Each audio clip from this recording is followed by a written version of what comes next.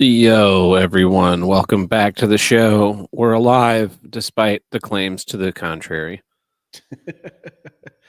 I was making it was like a couple of weeks ago. I was making those fake, well, not fake, those new intros Yeah. for the show. I was like working on like new animations, new logo. Did I just cut out? No, there we go.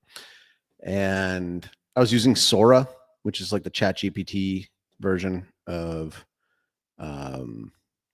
like video generation, right? Okay. And image Yeah. generation.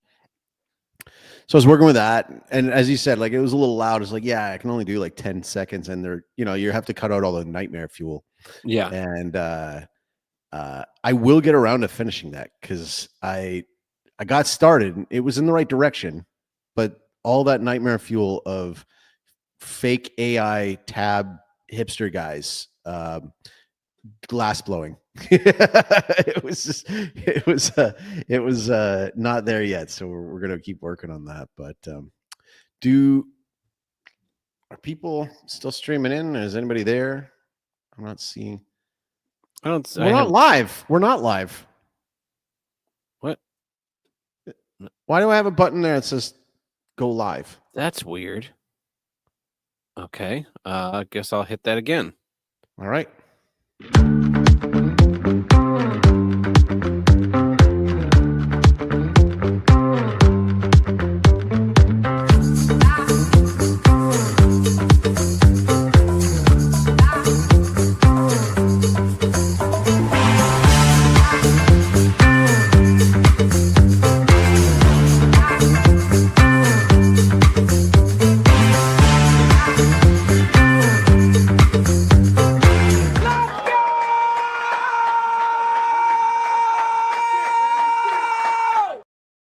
Take two.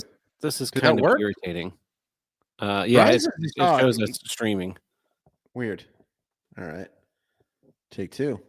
It's gonna be one of those nights, eh? Actual fuck is happening here.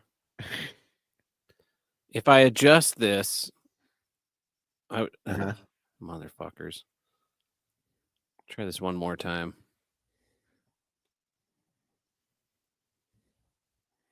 Okay, so they just see us talking about Nightmare Fuel. Why did it like all of a sudden kick out? That was weird. Did it? Because you saw it. It said like go live in the corner. Yeah, it was still up there. Yeah. Huh. That is bizarre. That is weird. It's Gremlins, man. Oh, coming for us.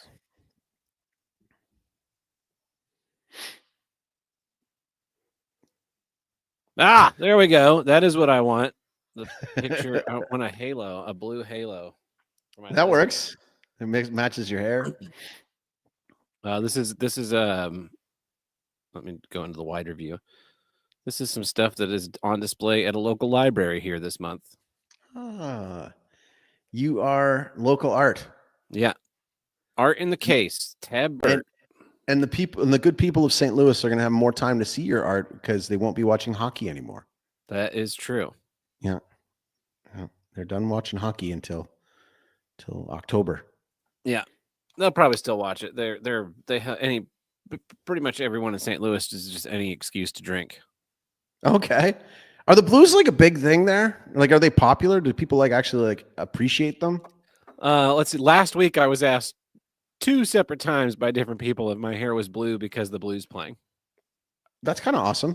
And you should have said yes, absolutely. Nope. And no, actually, the first time there was this confused look on my face as I put together that what the hell the lady was talking about. I was like, did you dye your hair blue because of the Blues? And I'm like, oh, that's right. There's a hockey team here called. There's a hockey team in this city that is so appreciated by you that they, by some weird tiebreaker statistic, got into the playoffs instead of my Flames. But then they went out with a bang though. A double overtime loss, choking in the last 3 minutes of the game with a 2-goal lead. The other team pulls their goalie for 2 goals in the last 3 minutes, ties it with 3 seconds left in the third period. That's the shit you talk about with your grandkids if you're a Winnipeg Jets fan.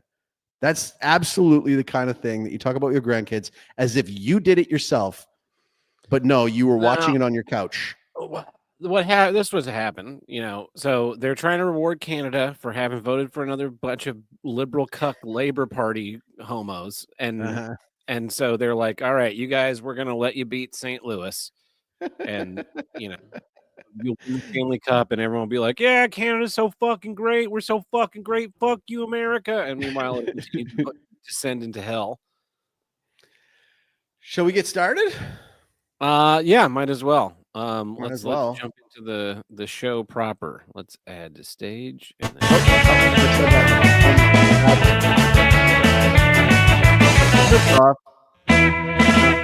No. That's enough of that. Sylvester Stallone.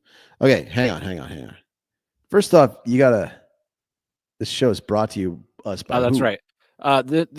This week's episode of Here's What I Don't Get is brought to you in part by My Art. Go check out My Art if you're in the St. Louis area at the Schlafly Library location in the Central West End. And also on Friday, May 16th, I will be the lead gaffer on the 8:30 demo for Third Degree Glasses Third Friday. So if you're in the area, come out and see me make some stuff. Okay, now we hit the thing. Hold on.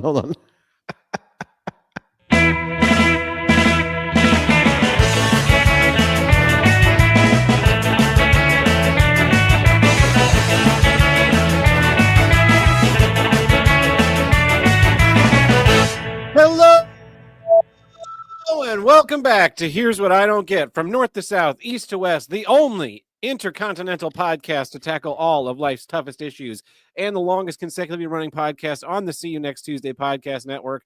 I am your host, Ted Burt, coming to you live from the most dangerous city in America, St. Louis, Missouri. And joining us from way down south of the border, that's right, it's your friend and favorite uncle, El Chaco. Hola, mi enchilada. Man, it's what are we with 2 weeks this time again? Like, that's not bad for us. I also haven't edited the last episode. No, that's fine. Yeah, I'll try and get that done. I didn't even offer, so that's also I share the fault in that. But last time we were doing this, in the back of my mind the whole time, because like I said, on the other side of this wall is our guest room, and I didn't know when my father-in-law was going to bed or not.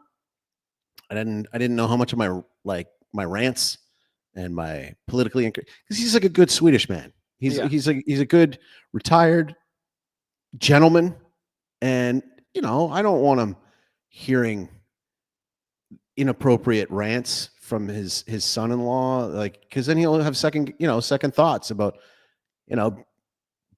bringing his handing off his daughter at the altar 15 years ago. So but he told me after the fact that he could hear it, but it was all just kind of a low mumble the whole time. So it wasn't keeping him up or anything like that. But man, so you been up to anything good lately, or? Yeah, we had our end of year and end of season barbecue on, let's say, the last Monday. It was a week from yesterday, and that was wildly successful. Grilled up some really great burgers and some bacon on my grill that I've had for 6 years now, and then picked it up and tossed it straight into the fucking dumpster. Tell me about your burger style. Do you for this one, homemade patties, or do you just buy them frozen? Yeah, I don't do frozen, but because I was cooking for 40, so wasn't time to like do any kind of special prep. When I'm cooking for like me and just a few friends, I will get ground bison. Nice. And then I'll what do you do to fatten it up? So I'll cook bacon and dice it up and take the bison and add that into like a big bowl. Yeah. And then I'll add shredded cheese because that helps bind it. Herbs, basil, garlic, salt, pepper, and then I will also give it like a splash of bourbon because you get the sweetness, especially if you find a good smoky bourbon. And I'll mix that all up, and then I'll make handmade patties that are like really, really wide because they I can't make a small one. Yeah, it's got to be a big freaking baseball of a hamburger patty. So that's what I'm making if I'm like doing it for real, but this was just like they were store-bought patties that I Yeah. salt, pepper, garlic, basil, cooked them. People really liked them. I got to do one last like big cookout on that grill that I've had for so long, but it was on its last legs last summer for that same event because it wasn't properly strapped into the van like I asked and got completely obliterated. But I managed to like limp through that and limp through the summer of grilling. And I had this grand scheme where I was going to go out at the end of the season and buy that exact same grill that I bought many years ago. And when I put it together, just take my existing grates and toss it onto the new one. And that way I have all the years of seasoning I put into it, but all the other mechanical stuff is in good working order. Right. But then I missed the sale on them. And then now this year they're not offering the same model. So I got a better quality one. I got a charbroiled that has replaceable parts and stuff, and it got shipped. I went to 2 stores to try and buy it because it said that they had them in stock. They did not. So I ordered it online and it got delivered. And the FedEx man has this giant box, like bigger than a dorm fridge box, And I see him on camera. He walks up onto my front porch, walks up the steps, and just sets that sucker down, and kind of pushes it over and shoves it so it's sitting dead center of my steps. Oh, and right there for everybody. Yeah. So I spend the whole day while I'm at work, like anytime there's movement on my cameras, checking and making sure everything's all right. And I get home thinking I can pick this thing up. I could not pick this thing up. This FedEx guy was wildly strong. I should sign him for my wrestling shows. Yeah. Like I ended up having to cut the box open and pull it out piece by piece and go store each piece in the back bedroom so that I could clear my walkway to have people over that evening. Wow, no kidding. Yeah, no I kidding. could not believe how heavy that thing was. And so that guy's a saint. That guy should get like knighthood or something. It doesn't say it on the box, but it's definitely supposed to be a team lift. 2-person. There's supposed to be 2 people on that. Yeah, I couldn't. I was the way he carried in the video. I'm like, I'll just pick that up and bring it inside. Did he have like one of those like back support gimmicks or like any of like the little strappy things or anything? Yeah, because sometimes that can help. But yeah, I want to now. I wish I had been home so I could be like, bro, let me help you, man. Want a beer? Like, exactly. You earned it, man. Yeah, so and then also last week I talked about it in kind of the pre-show, but I have an art display up at a library here in town. I put up 2 big display cases with a ton of art from the first pieces that I ever made in my first glass class all the way to stuff that I was like cramming out last weekend. Are in this in a lot of different styles, and it was really cool. I got to this library on Tuesday morning, and I like have all these. I had 5 boxes of stuff that I was going to put in there, and I'm like, all right, this stuff goes together nicely. This stuff goes together. I'm like, each little bay is getting its own kind of theme of things going on, and then like people keep coming by and they're like, oh, this stuff is gorgeous. Did you make it all? And like asking me questions about things and talking about it. So kind of decided where everything was going to go and then cleaned it. And then I made little handwritten labels of the pieces that have names or like what their style is, and put up little QR code templates so you can like go to my website and see more info on all the pieces in there. And got all done doing that. And I was like, this is the first time that I have had art on display. Yeah, it wasn't like middle school art class just up in the hallway. It's like a public building, like in a public space. That's really cool, man. And one of the things that I really like about it. So I have the second cup I ever made is this like really just dog shit cup. It's like really thick. It doesn't sit flat. It's got like bubbles and just it looks horrendous. But I keep it on my bathroom counter. I keep those little floss things that so you don't have to like Yep. I keep those in it. So I see it every day. Every day I see this little cup. And it's just like that cup is, 2.5 years old now. And how far sucks. You come.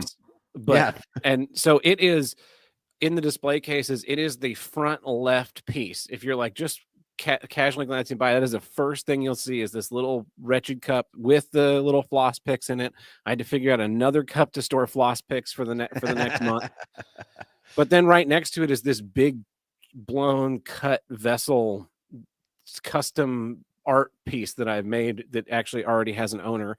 And then you like look at the whole kind of thing as an exhibit, and it's like, everything starts with something small. It doesn't, Mhm. you're never going to get there right away. And so, yeah, I'm like, I was so relieved that it's finally here and set up, and I can just like stop worrying about it, because it's been kind of stressing me out for the last few months. But I was also so just like, I understandably proud of myself and being able to like see, because the other thing was, all this stuff has been sitting in my house for the last like 4 months, Yeah, but to just see it in piled up. But yeah, now it's like actually on display and seeable. So where it was kind of clutter before, now it's like, holy shit, dude, like this is you made all this, and like you worked at doing all of this stuff, and like that was a really, really like great feeling to have, to just be like, I have progress. accomplished a thing. That's amazing, man. Like, well, that Yeah. I think, haven't we talked about this before? Like, about how like the looking back at something you made being almost more satisfying than the process in some cases. I know they always say like, oh, it's all about the journey. It's like, nah, fuck that. Like, Yeah. I am the type of person who loves having written, but Mhm. I hate writing. And I had, I shared with you the video from Saturday, and so for the listeners, I made my baby face return to Mas Lucha, Paraguay, and I wasn't sure how it was going to go, because I was actually I said this to Sully. Uh, I was extremely nervous, and every time I'm extremely nervous, we have the best show. Yeah. It's when I'm comfortable that we have a dog shit show. But when I'm extremely nervous, we have a very good show. This one was amazing. It was magical. And I was super nervous showing up because I had to do a promo, a speech at the beginning of the whole show. And we were rebooting everything because, as I said on the last episode, we were rebooting everything, new champion, and having to kind of step over the scandal or the controversy and the like what people saw the last time they came to a show, and just kind of restart everything all over again. And I'm coming out as a baby face when everybody was, used to. Well, they were supposed to boo me, but I was starting to get too many cheers to be able to keep me as a heel. But I showed up like 4 hours early for the thing and was nervous the whole time. I was like, okay, I need to get out of here. Like, I'm early, I'm too early. There's nobody to work with. Like, usually I have somebody to like bounce stuff off of. Like, I'm doing like a promo with somebody, or I'm doing a setup for a match with somebody or something. But this one was like all me. And I had to just like, I had very little guidance. It's like, okay, just go out there and tell them the truth, and just pour it out from your heart. And it's like, I'd love to do that. I would love to just improv, but because it's in Spanish and in front of a live audience, that's easier said than done. And that made me more nervous because it was very delicate. It was like, I had to do it entertaining. I had to do it in a way that allowed us to move beyond what happened with Blas and the violent assault that ended the last show. And I had to do it in Spanish, and I had to kick off a new championship. So anybody who liked Blas, who liked him being the champion, might be angry. Mm-hmm. And they might, I don't know how many people are going to show up. I don't know how many people are going to be into it. And so I explained it to you, but I'm just going to explain just kind of the process. But I went for a walk, went for a walk in the neighborhood. I found out like a little place that was selling like empanadas and stuff, but they had like a popcorn maker. And I was like, you know what? I'm going to buy a little bag of popcorn, and I'm going to walk and just have this popcorn, just chill out. And I got back and I was like, what am I going to do with this? Because I had a whole speech, like a whole promo planned for when Blas was going to be there, and it was going to explain why I'm a babyface now, and it was going to go through like the history of why I got involved in wrestling in Paraguay, and it was all about like my story. But I realized, I was like, I can't do that. I can't do that in this regard. And one of the things that came out was I had said to Blas, like, you're not allowed in my ring anymore. And he was like, your ring? And he like took a huge offense to that because he stored it and he used it for shows and he used it for all this kind of stuff in between. But like his wife like made a social media post about like how like those foreigners, they like just forced us to take the ring and forced us to take care of it, and like just total bullshit. And just like, you know, making it sound like it was a big burden. It's like you had this $15,000-$16,000 ring that you could use to make money with and to do shows with, and you had that opportunity and you blew it, and you never got anywhere near as good as Mas Lucha Paraguay ever since Sully came here. He couldn't even speak the fucking language and came in and just made it happen. So I decided I'm going to make this about the ring. And so we made the whole storyline where Don Chaco comes back. He's not Don Chaco anymore. He's Tio Chaco. And I'm going to give a speech and I'm going to explain it all. So that's what I did. But I knew beforehand, I'm like, this is got to be I don't want this to start somber, and I don't want this to start on a bad note. So as you saw in the video, what I did is, okay, well, it was also the 10-year anniversary of Luchando. And we had alumni guys from Luchando who came, I hadn't seen in 10 years. I hadn't seen them since I left back in 2015. And so they came, and it was so cool to see them. Like, it was so cool to just like see these guys that like put their bodies and they put themselves on the line to like work for our show. And like, that was the first time they ever performed on TV. It was first, like, they started from scratch and they worked with us, and it was, and they met on the show, and they're all still buddies and they all still hang out. But I hadn't seen them in 10 years because, you see, after I left, Blas and Lexor and these other guys, there was only two of them that stuck together and kept the shows going. And they basically burned all the bridges with all the other alumni guys. And so I never saw them because they never got along anymore. And it broke my heart because I came back and was like, hey, I'd love to get everybody back together again, like do a reunion, like have a photo together. And they couldn't do it because they all hated each other. And it was all because this Blas guy was kind of a dick, you know? Yeah, poison. So, yeah. So the vibe was totally different without him there and without these other guys there. So I'm sitting in the back and I'm writing my speech. I'm writing notes to myself about like, okay, let's talk about the ring. Let's make it all about the fans. Let's make it all about the, like that I'm giving this back to them. Right. And so I wrote down all I could remember about the ring, and mostly about, cause like this guy was questioning my ownership of it. And it's like, you know, dude, I had like, I had 5 different offers to buy my ring. 5 times I turned it down.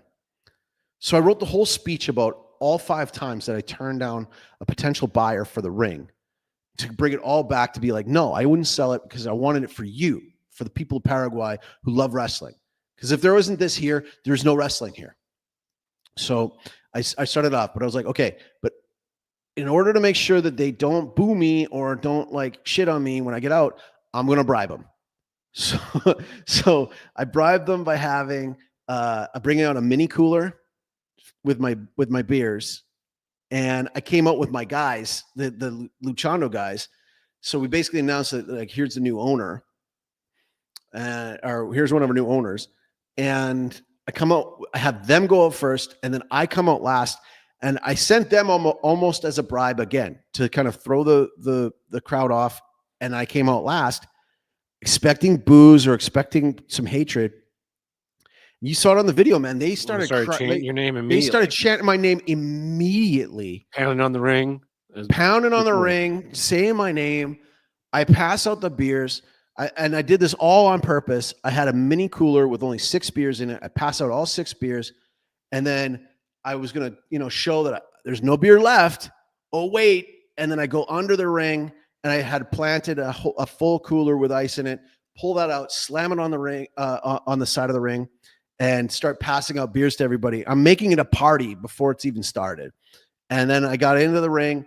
I give them my speech. They're totally onto it. It's great. It was a wonderful thing. But what hit me in the whole thing was and it brings me back to the whole like having written or writing was I used to love watching Luchando episodes after. I hated making it. I hated being in it. Like when I was in the ring, I was always miserable. And then I'd get back and at the end of the night and I would see like the finished product. I was like, okay, that was worth it. But like when I originally wanted to do the wrestling show, I wanted it for something to watch with my son and like something to like do, like a hobby to like watch. I wanted to be in the crowd watching this product that I made happen, but I didn't want to be in the product. That was never my goal. I ended up going in as a necessity. The whole Don Chaco character was by necessity because we had another guy quit and we needed a bilingual guy who knew wrestling, and I fit the bill. And so I never got aside from the very first taping, I never got to sit and watch my own product. And I love wrestling and I love sitting at ringside and I like watching a good match. And I like not knowing the ending. And we'll get to that. And I like not knowing the ending. And so what was cool this time around is because like as Don Chaco, I couldn't go out ever because I was a heel. And a heel, I can't sign autographs. I can't take pictures with people because I'm a bad guy. I'm not supposed to do that. Right. So, and I've never done that. I did it one time. On my last time in Canada, there was a guy who was a huge fan of my work, and he begged to get his picture taken with me. And I was like, fuck it, I'm leaving. Yeah, sure. I'll do the picture with you. But then that's the only time. That's the only time I ever did it. But this time around, I came out and like I remember after I went back to the back after the first match was over, because I made it a point and I'm going to stay and watch the first Battle Royal match. And then later on, I'm like, you know what? Like now that we set up this character as like a part owner of the thing, I can go out and watch matches now. And so I went out and just watched matches in character with the gimmick. And I'm getting like high fives from people. And like, like all these people are just so happy that I'm back there. And it's like, I'm watching the match with them. I'm cheering with them. I'm like reacting with them. And it was like the best. I had a really great time on Saturday night because of that. So, normally we open with like, what's going wrong. I mean, I can give another update later. I know we got the one caller who loves getting updates on my land thing. And the lawyer on the other side, they found another way to prolong it again. Another way. Yeah. I don't know. It could be ending over at any moment now, but like they missed a deadline. And apparently when you miss a deadline and put something in afterwards, the judge still has to go and look at it and at least say you missed the deadline. But that takes like another 2 weeks to be able to tell somebody that they missed the deadline. So that's the update on that regard. But should I jump into yeah, it's about 20 minutes in here. I should probably jump into an issue, eh? Yeah. So here's what I don't get. Protected classes. What do I mean by that? Well, like I've brought up about like my neighbors before. And it always feels like the fact that they like, it's like they lost the case and they're financially liable for it, but nothing ever happens to them. And like, I have to pay all this extra money for when they go. And like, I have to do everything for them. It's out of my pocket. Everything's out of my pocket for them, even though they're the ones committing the crime. Mm-hmm. They're the ones causing the problem. They're the ones who the judge has labeled as the thing. So they're a protected class because in Paraguay, and I know this is all over the world, it's like the upper class, the wealthy, and then the lower class, the poor, they get no consequences for their actions, it seems. Like there's so many things where like the judge is like, well, like socioeconomic reasons and all this kind of stuff. And like, so like this video comes out with this Shiloh Hendricks lady. And if you're not familiar with it, some lady was at a playground and a black kid was allegedly rifling through her like purse or her diaper bag, one of the two, when she's with her kid at the diaper bag. And then she allegedly, and I'm going to say this is newsworthy. All right. So cover your ears if you're at work. I'm going to say the word. She called the kid a nigger, right? Okay. There I said it. Yeah. There said it. She called him /El Chaco. Yeah, there you go. Cancel me right now. She called him a nigger. Twice I said it. Okay? But the thing is that This child was rifling through her things to what? To what? To look for a cookie? To steal something? To take something out? Something that wasn't there. just being somewhere you're not supposed to be. Just yeah. Okay. You're not calling every black person this. So this apparently was so heinous a thing that this other guy who allegedly is allegedly A pedophile. like a pedophile, or like is he allegedly he's on trial for it, or he's been so charged with it? that one's I wanna get fucked this up right. because what happened was he was charged with a girl got out of her foster home, and him and another dude scooped her up and allegedly then raped her. And the DA classy. there basically didn't prosecute right away and waited it out 3 years for the girl to age out of the system. And then it was like, well, she's out of the system, so meh. And so it's like Wow. it's a he's a really protected fucked up class. miscarriage of justice. So this guy is a protected class. You got the NAACP now backing them. And yet this lady's supposed to lose her job. There are people online who are calling for her death. Yeah. Yeah, they are. Twitter X leaves that up. You have the Carmelo Anthony Give Send Go thing recently. The guy's literally a murderer. Literally a murderer. He literally murdered someone. And he gets over $500,000 on Give Send Go. And you look at the comments on that, and it's like, kill Whitey. Yeah. No, So this then is what I you love, because the Joshua Lippincott guy that runs Give Send Go, Yes. he's people were like screenshotting stuff from the Carmel And he's Anthony like, thing. that's what you get for free speech. Yeah, 3 weeks. 3 weeks it's been going on. The Shiloh Hendricks one lasted 2 days with And people he shut posting, down the comments. and he shut down the comments on both, to be fair. And it's very obvious, because then you start to see it wasn't like he's a cuck and a piece of shit. Of Don't course get he me is. wrong. I'm But pissed it's at him not- for the truck convoy stuff. Yeah, it's not his fault that this is happening. It's the payment processors demanding this stop happening. And so Square, fucking right from here in St. Louis, apparently dumped Give Send Go for their payment processing. They switched over to Stripe, but now people are going after Stripe to try and undo it. And they're not going after it because Carmelo Anthony supporters hate white people. They're going after it because white people Shiloh are supporting Hendricks. this woman from a lynch mob. Like what Dick Masterson said it years and years ago on Biggest Problem in the Universe, the Job Lynch Mob. And this is a moment in time where like people have fucking had enough of this shit. Of you hear something you don't like, turn it off, turn the other way. You don't need to fucking destroy everyone who stands against the orthodoxy. And now don't get me wrong. Okay. So, when I say protected classes, I still believe we should protect children. Okay. Yeah. Yep. I think we should. So am I being hypocritical? No, I'm not. I'm not being hypocritical, because the other thing is that insults, bad words are not violence. It's not a crime. And if you're a parent and your kid gets called bad words and gets called these, something on the playground or whatever like that, literally on a playground, you can use that as a teaching moment. But unfortunately, see, here's the other thing: where were the fucking parents?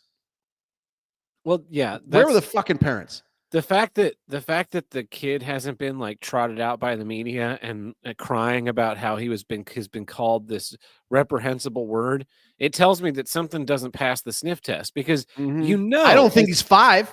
I don't think he's 5. I don't think he's autistic. I don't think he's autistic. I don't think she called him the word. I think she was probably like, you little fucker or something, and then that Somali guy did it. Yeah, popped open his phone to try and I don't know much about this lady. and get some little win, and then made the suggestion that she used the N-word, and she, having had enough of this bullshit, started calling the pedophile the N-word. Yep. And I don't know much about this lady, but I do know is she's got bigger balls than most people. Yeah. She's got bigger balls than most people. But when it comes to protected classes, I'm done. Yeah. I'm done.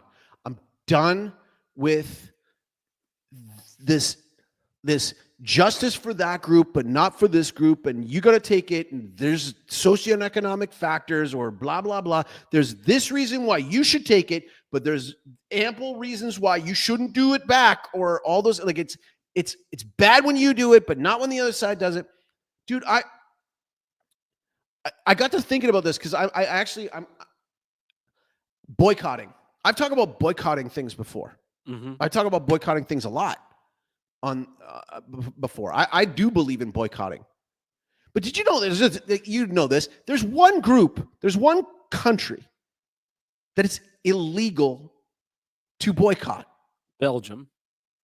Of course, it's Belgium. Everybody knows that you cannot discriminate against the Belgians. But it is super, and the anti-Belgite laws are completely necessary. Yeah. Freedom of speech, except for Belgian laws, like we should have those things. How do you press charges on somebody for not buying from a certain place? Yeah. How do you even prove it? How do you prove it? Oh, whoa, sir! I see you have a lot of waffles here. Do you have any Belgian waffles? Well, you know what? I don't have any Belgian waffles. Is that because you're boycotting Belgium? No. Straight to jail. It's tariffs. Yeah, it's tariffs that apparently don't count there. It's just like, I don't. For example, when I had that lie against me from my neighbor about the threatening with a shotgun, the fucking penalty was double. Because she was a woman. So I wrote about this in the Maddox ripoff book that I started and never finished. But it was V is for victim. I'm sure it's up on Reddit somewhere. But essentially that whole chapter was just it was satirical in nature, was talking about victim points, and the more protected classes you are, the more victim points you have, and therefore, that's why they trump up the autism thing on the 5-year-old. Yeah, and it's because it wasn't enough that he was black, or that he was a kid. Got to have, and then it's like this card game. It's like playing Magic the Gathering or something, where you like point up and like, well, you have 17 hit points, but I have 24 victim points, which ranks me above you. So my needs are greater than yours. I had a meeting this week, 11 in the morning. I went to work late because it's been a fucking wild time. But so this is like essentially the first thing in the morning for me, and it's a meeting with. So we have these 1-week shows for cultural celebrations. Yeah. I heard this story. Yep. So we have an Indian group that does a Diwali celebration. We have a Black group that does a Black History Month celebration. We have an Asian group that does a Lunar New Year celebration, and then we have a Hispanic American, South America, etc. group that does a big Carnival celebration. And because we have to prioritize our clients, so certain clients get certain dates first. So the theater group that rents us the most, that does dance and plays and musicals, they get first dibs on the calendar year. And they're like, all right, we want these dates. So we give them their dates. And then we have our major outside rental company that does 3 big shows a year. They get the next batch of dates. And then it goes to these folks. And every year, the Black group and the Asian group want to be in February, and they want to be as close to the Lunar New Year wants to be close to Lunar New Year, which is the middle of the month. But inevitably, they're like the first week of February and sometimes the second week of February. So in order to be fair, we allow them every year. It trades who gets to choose their dates first. And so this year, the Asian group got to choose their dates. And the way the calendar landed, we have the last week in January open and the first week in February open. And the Asian group picked the first week in February so they could be close to the 18th, 17th or 18th, whenever Lunar New Year actually is. And the woman that runs the Black group fucking lost it at us. About how we had we weren't allowing them to do Black history, and this is she handled it like a general, like a socialized person who knows the consequences of actions. and with humility and humbleness, right? Yeah, And like just like I see on Twitter every day. Implications that were racist and gaslighting to say we always do our show during Black History Month. That's our culture. We have to do this and just like going on and arguing like we've done something wrong. And I went and nobody said it, but like, you're arguing that you somehow have better rights than the Asians who also want to be in the middle of But they February. do. That's how they use it. Yeah. And it's like, no, you guys, this is the fair and equitable way to handle this. I'm sorry your show isn't going to be in February. It's going to be the 30th and 31st. Fucking do. It's the same as during fucking COVID. And it's like, you can't gather outside. You can't do this. This is illegal. We'll crack you down. Oh, BLM. Okay. Yep. Sorry. We don't care about the pandemic anymore for this moment. For this is too much more important. And then you had like nurses applauding this and going on. It was like, you guys, you assholes were like ratting us out like a second ago. And you're doing it next week when we do the same thing. Like, their dead parents or their family members dying. But yeah, we gotta riot and burn the cities because a fentanyl addict died. This is the thing. The protected class and any boomer take, Q-tard take of they're only doing this to to turn us against each other. It's like, yeah, damn right they are.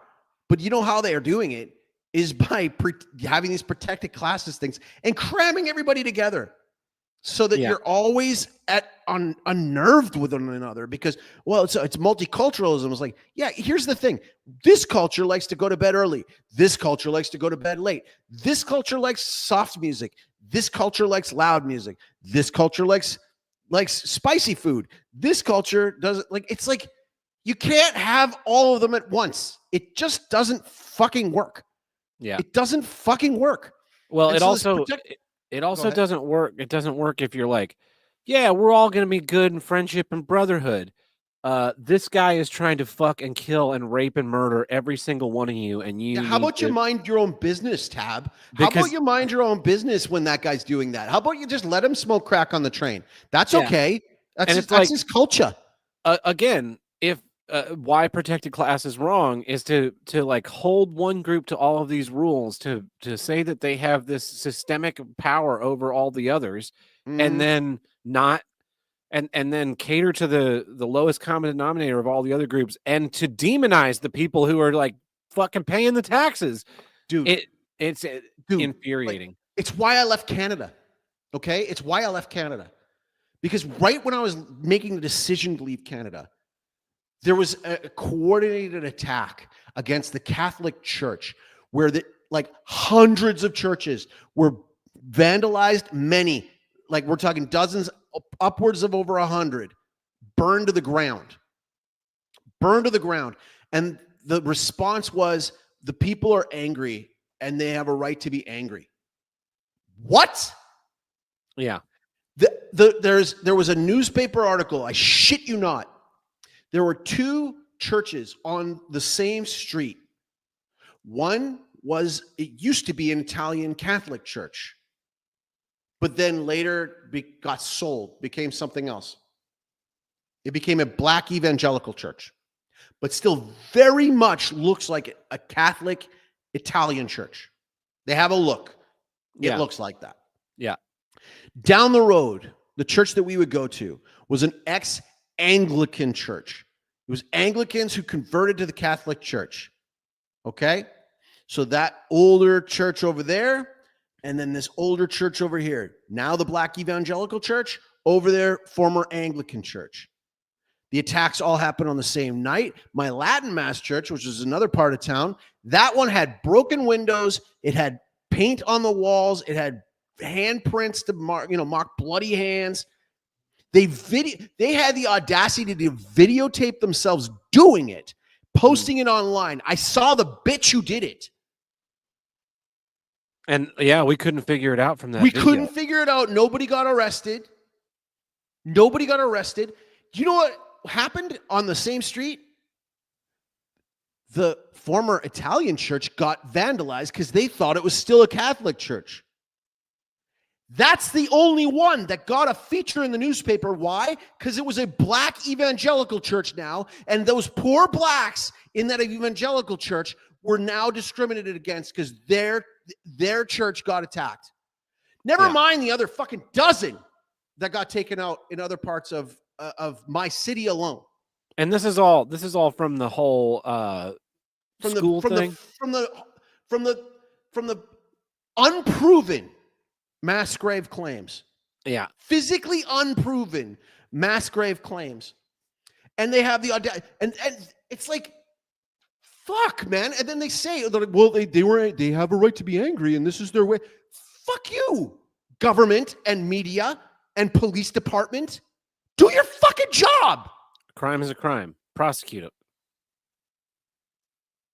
And yet I have to hear about a fucking hate crime because somebody in Montreal put 3 strips of bacon on the door of a mosque, on the door handle of a mosque. That shit was national news. Yeah. Another mosque had a break-in and got a television and something else stolen from it. And they're like, hate crime. Turns out it was a member of the mosque who stole it from his own mosque. That tracks. Protected classes. Protected classes. More punishment if you do something against this group. No punishment if you do anything against that group. I'm fucking done with it. Yeah. Fucking done with it. Yeah. That's my problem. Tired of everyone needs to be destroyed for. I'm tired of being told that I need to feel guilty for all the things that happened 200 years ago, but I'm not allowed to feel proud of any of the things that my people have done or accomplished. Mm-hmm. I'm supposed to make amends with people who have never suffered in their lives over something that happened before my ancestors moved to this country. Like, no, fuck you. If you like this thing where people aren't responsible for their actions that they take this week because of socioeconomic factors. It's like, well, how the fuck am I responsible then for a bunch of slaveholders 150 years ago when my family wasn't in this fucking country? Fuck you. It's the same thing. This the other thing is like in the protected classes thing. I was between this issue. I was wanting to put it all together into one because I was going to do slurs. Yeah, I don't get slurs. Why are these words in the vocabulary, in the language? Certain words are such no words that your entire life is over if you say them. Your entire life is over. You in a lot of cases, thousands of people will openly online call for your death because you said a word. A word. Slurs are part of the protected classes thing. Slurs. You go on X right now and you say shit about white people, no problem. You say the word that Shiloh said, and you got to do a verify that you're still human. Yeah. And somehow, okay, and this is the other thing. What if she called the kid an asshole? You're being a little asshole. Think about that for a second. We're talking about the sphincter, the part of the body where fecal matter comes out. That's a pretty harsh insult. It's a pretty bad. If you're literally looking at the entire body, kind of the worst part.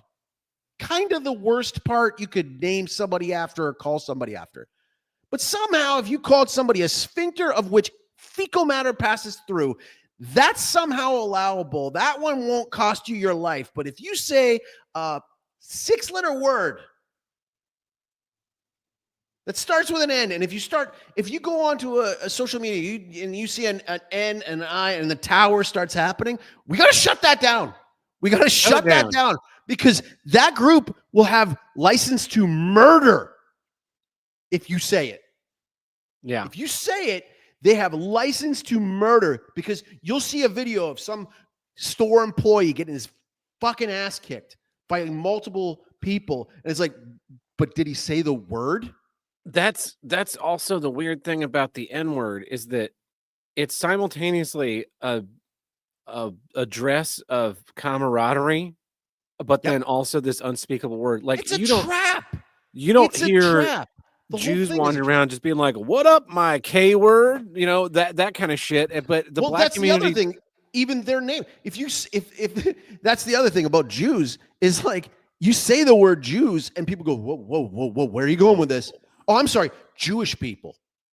I'm sorry. If I say Jewish people, fine. If you say Jews, if Jews say Jews, it's fine. But if a non-Jew says Jews, then it's not fine. It's like this weird magic word that like is a bad word or a good. I've heard some comedian at one time said it was I think Louis C.K. had a bit where he said it's all about like the inflection. If like, like I have a few friends who are Jews, right? That's fine. Mhm. I was like, I work with a few Jews. That's not fine, right? So like, it's like all about inflection.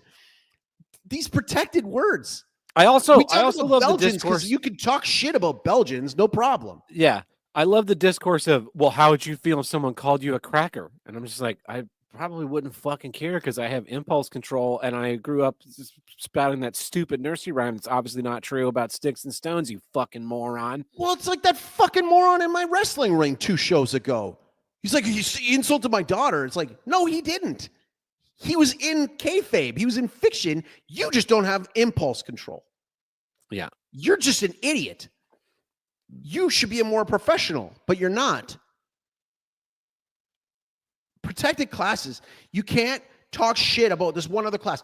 The fact that you're protecting them tells me you think they're lesser. An excellent point. It tells me you're infantilizing them. It tells me that you think they suck so much they need the power of the law amplified just to protect them. And you have to do so because you're worried about how they'll react. Protected classes. This episode is brought to you by no sponsor whatsoever. I think it's sorry. I came in hot tonight, and this one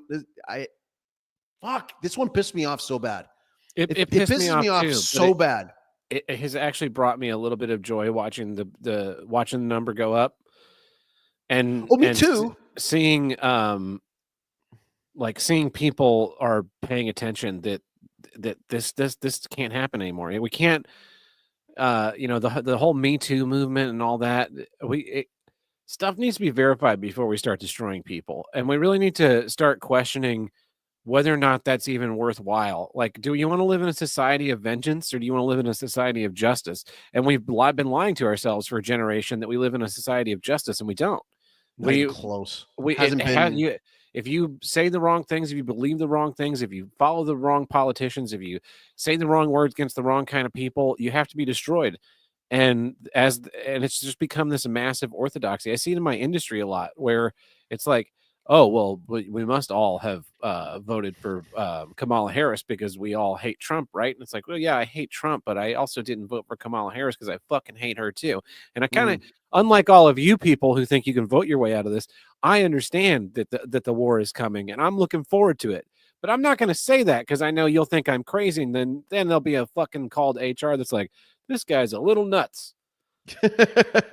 Well, it's like in Canada right now. It's like, oh, everybody's like hating on Trump. And it's like, yeah, I hate him too. Not for the same reasons you guys do, but I hate him too. But like, this whole fake thing where it's like, we're supposed to be outraged about this one group or this other thing. It's like, no, you don't. There's no logic to your actions other than being unfair. Yeah.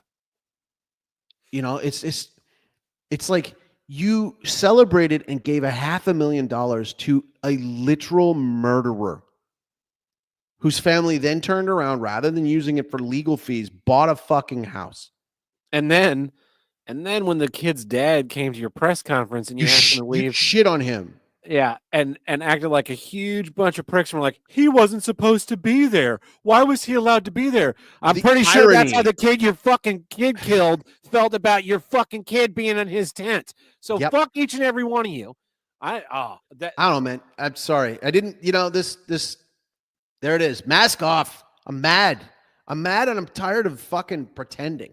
I'm tired tired of of seeing fucking people get pretending. murdered and then the kid gloves get put on for them. I'm tired of seeing the left back up the most reprehensible, unredeemable, scumbag piece of shit people like Michael Brown here in St. Louis, Terrence Crutcher down in Tulsa, George Floyd, Trayvon Martin, fucking all those pedophiles that Kyle Rittenhouse killed, this Carmelo Anthony kid, this fucking George Kilmar Abrigo, whatever. It's like it's never just like a regular ass guy who has a job. It's always like a fucking drug addict or a career criminal and then or a fucking pedophile of some kind. And then the story comes along and it doesn't get like there are people that still think that Kyle Rittenhouse executed black people. And it's like there was a whole trial. It was on the fucking news. Trayvon Martin was the one for me that really woke me up because as you looked into the details, they took this Hispanic guy, fucking unbleached his face George and all Zimmerman. the media photos, be like, hey, he was murdered and stalked by a white guy. Chopped up the audio of his call, everything. Yeah. But then on what the does other he side look of it, like? And then they take that out and just have him be like, hey, it's a black guy. It's a black guy. It's a black guy. And I hate him, but a black guy. And I'm going to go. And then on the other side, it's like you guys would do the same thing. It's like, fuck no. I'm like not watching Welcome to Wrexham anymore because Ryan Reynolds has proved himself to be a piece of shit. Yeah. You know what I mean? Like I used to love Welcome to Wrexham. I still like the people of Wrexham. I like that team, but fuck Ryan Reynolds because that guy's a bit of a sociopathic asshole, and I don't want to support that guy anymore. Yeah. Does that make sense? Yeah. Shiloh Hendricks is a lightning rod because even though I bet money she's not like a Republican or white leaning. You know, she's got all the tattoos. She's got that like Gen X rock vibe. Yeah. Who knows? But she's not the typical blonde hair, blue eyed right wing grifter that the right wants you to go like, this is who we're going to stand behind. She's just like a regular fucking person that has had enough. And we're all sick of seeing regular people destroyed because we know that we're fucking next if we say the wrong fucking thing. And it's just that's not what this fucking place, that's not what this country is about. It's about equal rights and equal responsibility and equal representation under the law. And it's for far too fucking long. Groups have been getting preferential or depreferential treatment, and it's like enough's a fucking enough. If you want to have a society where rules apply to everyone equally, and you think that this is so evil and you want to make a law about it, then make a fucking law about it. And then you can send her through the courts to figure out what the truth is. But that's not what they want to have happen. They want to fucking rile up a lynch mob. They want to get you fired from your job, like this woman that Dave Portnoy's going after. Oh God. And it's like, and dude, like he was one of the cool ones. No, he wasn't. Yeah, I'm sick of it. I'm sick of I'm sick of the truth not coming through because I just don't believe the shit anymore. I just don't believe any of it anymore. Like, Carmelo was acting in self-defense. Fucking doubt it. Fucking doubt it. She called he's an autistic 5-year-old that she called the N-word. Don't believe any one of those claims. I saw the video. The kid was tall enough. It was tall enough. There's no way he's 5. No way he's 5 unless that's Shaq at 5, you know. And then on top of it, like, did I tell okay, you've got a brain for this. Did I ever tell my Welcome Back to Canada playground story on the show? Where you'd go take your son for a walk and the women called the police on you? No, I have a different one. We had just gotten back to Canada. My son was 3 years old, turning 4. We would go to the playgrounds around our house. He had like one of those little bottles with the little bubbles in it, like a little bubble maker, and he had that, and he went to the playground. Now, we had just got back to Canada, and really we didn't know anybody. So we kind of let him just go and play with whoever was there at the playground, or just watched him the whole time and do what we could. So he's at the playground, and there's these 3 girls there, and their dad. Now, the dad was off and talking on the phone the whole time. Oh, did I mention they were from Afghanistan? And so the dad is over there. He was on the phone talking on speaker for some reason. And the girls are playing. And my son, he brings out, he's just trying, like, they're the only other kids in the playground. So he's trying to like, get their attention to play. So we're there and we're trying to be all nice and not trying to be nice. We're just being fucking nice. And my son comes out, he brings out his bubbles and he blows the bubbles. And then the girls, they go into their pockets and they have bubbles. And so they're blowing the bubbles. And it was like this wonderful little kumbaya moment. It was like, cool. Like, oh, great. These girls, they're blowing bubbles. My kid's blowing bubbles. And then they go off and they go to this other area and they have sticks. And they're doing like a kind of a fake sword fight. Mm-hmm. Right? And so my kid, he goes over there to see what they're doing. And he sees they're holding sticks. So he picks up a stick. As soon as he picks up another stick, all three of these girls went fucking savage mode on him and started wailing on him with sticks. I pull my kid out from under there. I'm screaming at these girls. The dad is over there doing fuck all, nothing. I grab the one girl's jacket. I pull her over. I'm like pointing at the girl to the dad. What are you going to do about this? Your kids just hit my kid. Nothing. He's like, oh, sorry. Doesn't do anything to like reprimand his children or say to get them. No. And we leave. You know why they were there? Because the Canadian government at that point in time had taken on so many at once, so many quote unquote refugees. And they're filling up all the motels, all the hotels, any place they could jam them. They put them in my neighborhood. Yeah. You put them in my neighborhood. So this is your thanks. You're so happy you got me out of a war zone. I'm going to fucking wail on a 3-year-old child. Yeah. Can I press charges? What can I do there? What can I do there? No, is if you press anything going to happen there? You'd be on the news. It'd be like evil Canadian if I go and white fight man that man, what's going to happen? Attacks refugee family at a park. Yep. Yeah. Protected classes. I'm tired of it. All right. Well, to the middle of our episode, which means it's time for Ain't It Hell News. All the news coming straight out of the sphincter of hell, because that's where we live now. Welcome to it. Here's the nomenclature. You want to start us out? Yeah. Ching.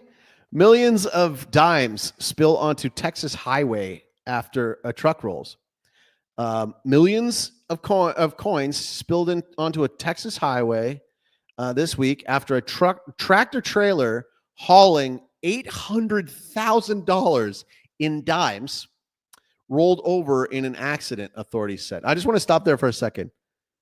Wouldn't it be hilarious if that was somebody paying in cash their like taxes? Yeah. Or paying for a whole house? $8 million in dimes. $800,000 in dimes. Yeah. Or sorry, yeah, it would be 8 million dimes total. Yes, yeah. 8 million dimes. The spillage led to the closure of a portion. Think about how heavy that would be. Yeah, that would be so heavy. The spillage led to the closure of a portion of the southbound lanes on the who cares for about a half a day as workers got on their hands and knees to pick up the coins in addition to using brooms and shovels and large industrial vacuums. Dimes. Just the worst ones to have to pick up. Yeah. What's that? Just leave them. Just leave them. Just let them percolate out into the world that way. If you want your annual stimulus, bring a snow shovel, fill it full of dimes. You'll have like $12. Yeah. I like how they just kind of fill. That's the story, but like the story keeps going. But there's literally nothing interesting after that. It's like, well, the company appears to be operated by this blah blah. Who cares? And I know exactly who was operating the truck. They have no comment. It's one of those companies it's one of those 400 companies that's rented out of one single residential address in New Mexico. Have you seen, or Delaware? Have you seen this stuff with the drivers, the H-1B semi-truck drivers? Are they all out of one place? There was I'd have to go look for the article, but yeah, they found this spot, and I think it was 400 separate trucking companies were registered out of the exact same address. That sounds legit. And it's like a residential home, not even like a business area. And so it's very clearly just like a harvest thing so that they can throw a trucking license at a guy and put him to work. That sounds totally legit. Yep, totally legit. Well, we go from Uh, Texas over to Wisconsin, where a woman who disappeared for more than 6 decades has been found safe. 62 years ago, Audrey Backberg disappeared from a city in south central Wisconsin after reportedly hitchhiking with her family's babysitter and catching a bus to Indianapolis. No one ever knew where she went or what happened to her, and all that changed last week when she was found alive and safe in another state, thanks to the fresh eyes from a deputy who took a look over the case in February. He discovered an arrest record that matched Backberg, which triggered a series of moves that led to finding her in the other state. She left of her own accord due to an abusive husband. She's happy, safe, and secure under the radar. Within about 2 months, they found an address where she was living and had the same date of birth and social security number. How does it take you 60 years to be like, you have the same date of birth and social security number as this other woman that we're looking for? Isn't this what like Homer Simpson's mom was like? Wasn't she on the lam? Like, yeah, this sounds like a lot of oh yeah, just call the cops when you have problems. Yeah, my wife's missing. Can't find her. sorry. Did you try looking at her, see if anyone was using her social security number for another job? No. No. Can't do that. We don't have the resources for that. Yeah. Too busy kneeling. we gotta write tickets for going 3 miles over the speed limit in a school zone on spring break because our whole fleet is picking up dimes on the freaking highway. Like, what are we going to tell you? Sorry.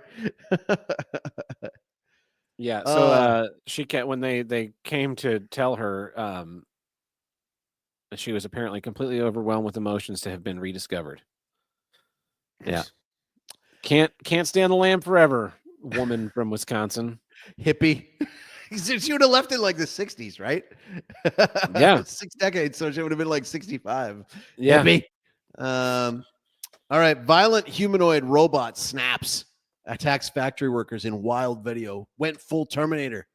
It was like a real life Rock'em Sock'em. The rise of the machines seems closer than we might like to think. Freaky footage captured the moment that a humanoid robot snapped and lashed out at its handlers like something out of a dystopian sci-fi thriller.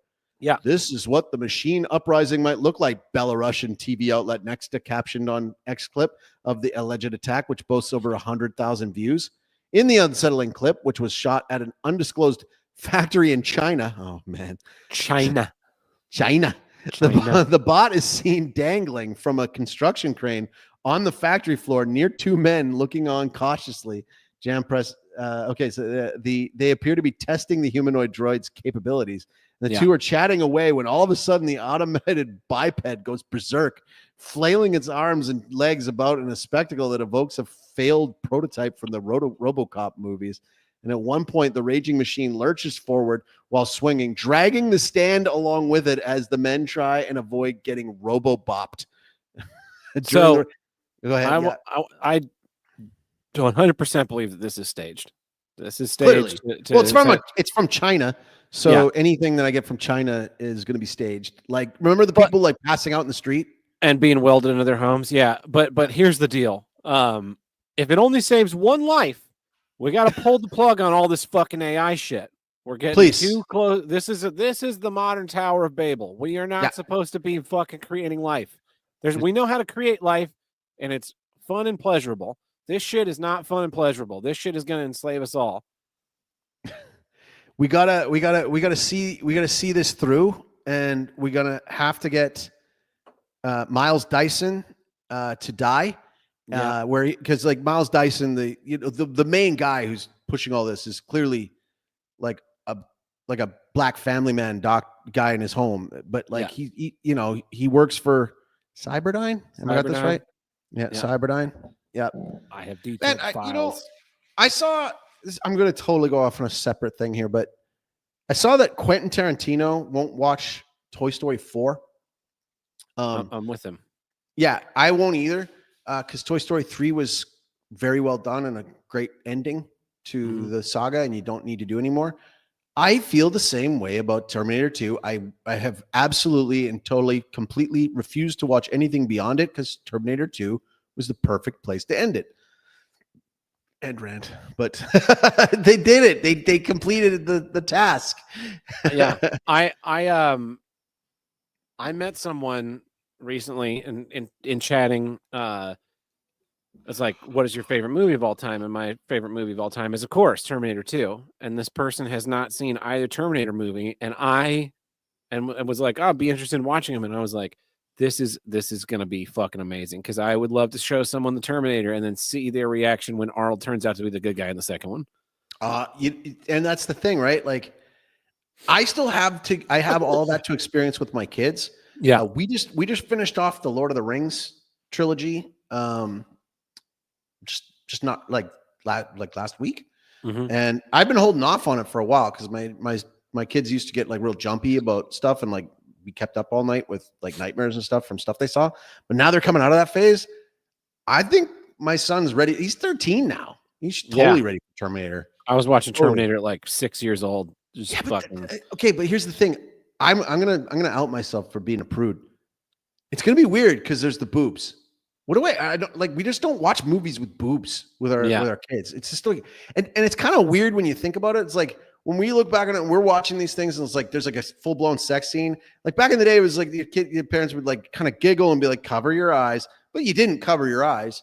Yeah, and it's like now it's like I'm trying to like do this right, and I know there's boobs in the first Terminator movie. Yeah, but there's not in the second. That's why T2 is the superior film, because it doesn't have to go to that raw sex bullshit to be entertaining. But we the viewer, in order to understand that John Connor is getting conceived, we have to see this graphically on the screen, right? Just like we have to see Bruce Wayne's parents murdered over and over again. It's like a one-man Holocaust. But this one's a little more real. Anyway, this has been Ain't It Hell News. All the news that comes straight out of the depths of hell to destroy us. Is that an Ain't It Cool News reference? Yeah. And that takes care of our news segment this week. But it doesn't take care of getting us money for this show, because we're about to be canceled from our entire forever. Yeah. Please send as many dimes as you can pick up off a highway. Yeah, swing down through Texas and mail us send an email, and we'll send you some dimes in a 5-gallon bucket. Is this our harshest one yet, by the way? So far, being maybe? Mean? I don't know. Like, as in, like, get us kicked off YouTube. I think this is probably the closest we're gonna get for a while. Yeah, probably. If this doesn't do it, then I think we're safely under the radar. Okay. But you can support the show over at patreon.com/HWIDG, where we have 2 tiers. We have a $1, hey, general support, enjoy what you're doing, keep the show going, please, tier, and then a $5 bonus content tier. We'll throw some bonus content your way. I know we didn't get anything in April because it was a crazy month where we recorded the first day and the last day of the month, somewhere in that window. But we're going to try and get one in this month. And thank you to all our patrons for supporting the show. You've kept it alive now for almost 9 years. We'll be hitting 9 years. We're at 8.5 years right now. Wow. It's crazy stuff. But let's get back into some issues. And here's what I don't get. Designed for non-users. I am really getting sick of interfacing with technology and hardware and just stuff that was cobbled together or made in a way that is absolutely the antithesis of function.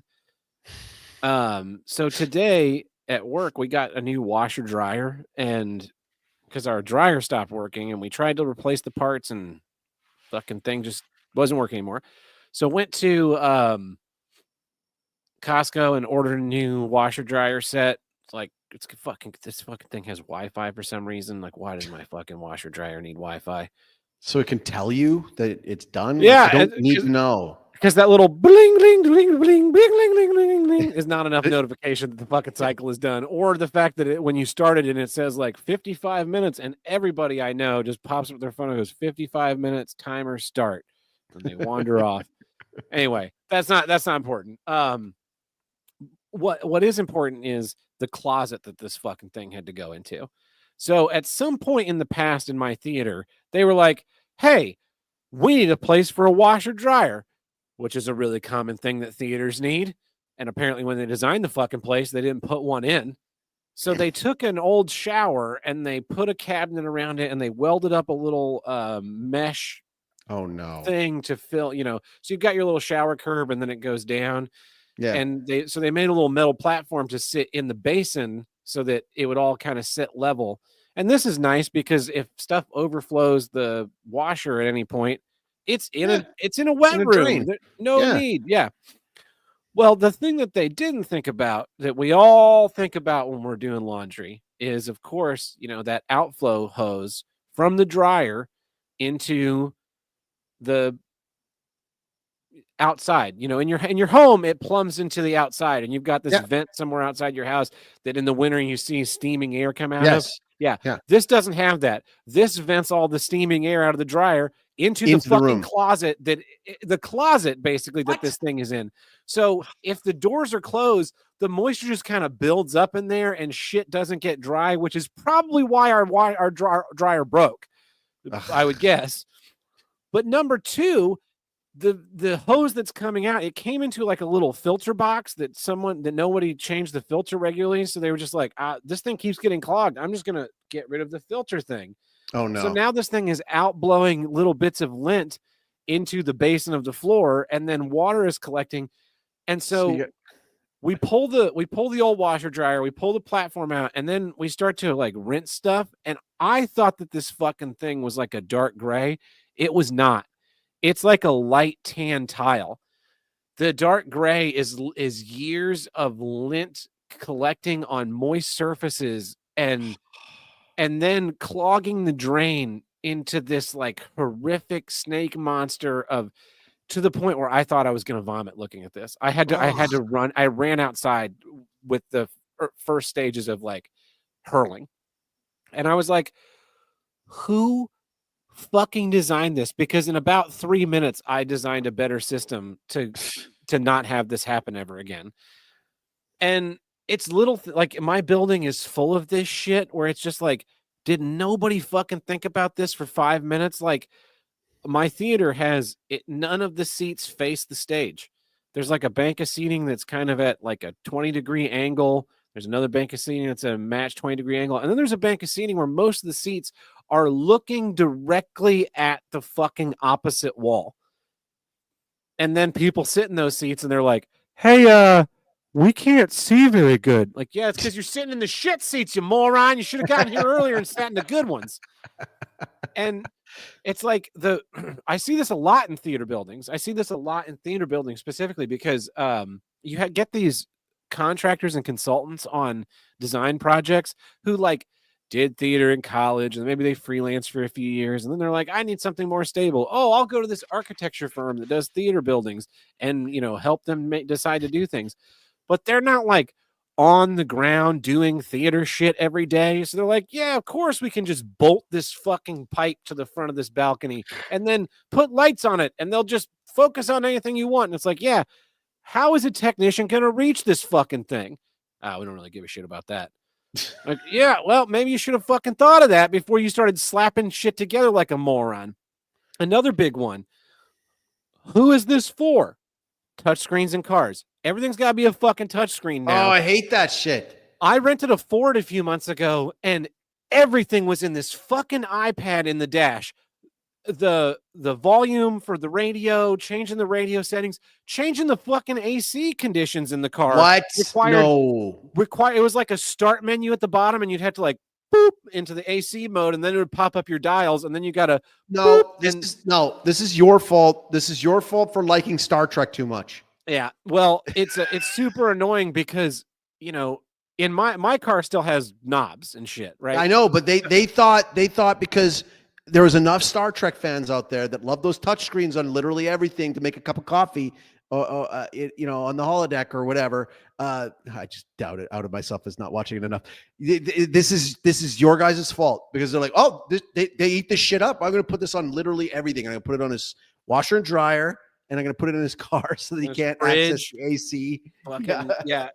It's in my car. It's great because I even have like steering wheel controls. Like, I'm gonna skip this song. I'm gonna turn the volume up or I down. loved steering wheel controls. I missed those. Those were great. But if I'm driving and it's cold and I want to turn up the heat or change, I can just reach over there and grab that heat knob. I know it's the third one over, and I just crank that fucker all the way up.